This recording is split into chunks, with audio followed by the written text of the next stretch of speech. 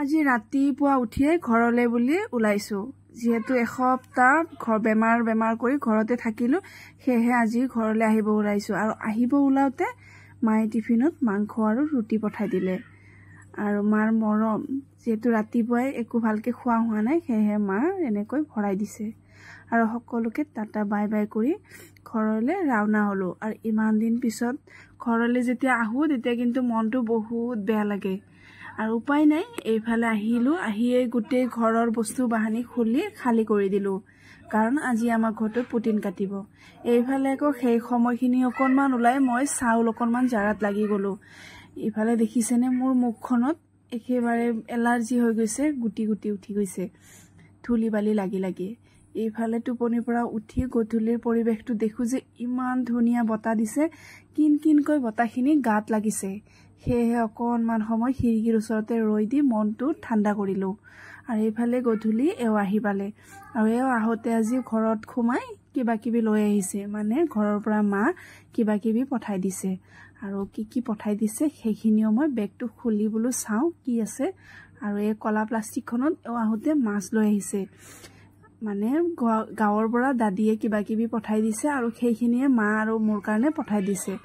মাৰ মৰম মা অকলে নাখায় মোৰ কাৰণেও দি পঠাই যিহেতু ওচৰতে আছো আৰু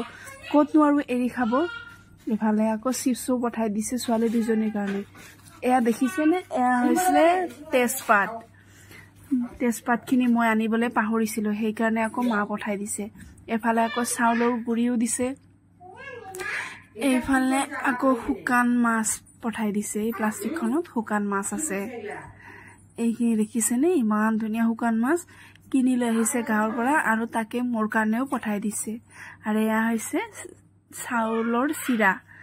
আপোনালোকে বাৰু খাই পাইছেনে এই চিৰাটো কিন্তু একেবাৰে গৰম চাহত ভিজাই খালে বহুত সোৱাদ পোৱা যায় এইটো বৰা চাউলৰ চিৰা হয়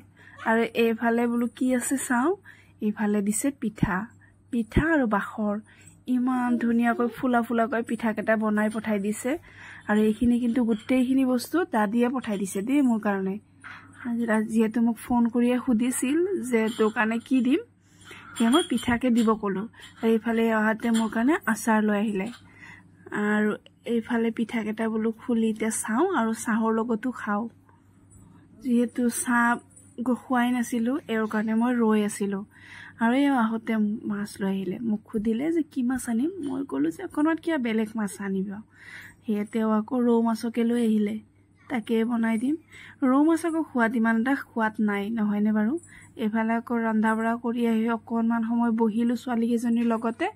আৰু চিপছ অকণমান খালো এফালে আকৌ ৰাতিৰ সাজটো ভাতখিনিও বোলো ৰান্ধি বাঢ়ি একেবাৰে খোৱালৈ বহিলো যিহেতু দিনটো বহুত কষ্ট হৈছে কিবা কৰিছো বোলো ভাতকেইটা খাই আৰু শুয়ে যাও আজিৰ দিনটো বাৰু এনেকৈয়ে কটালো মই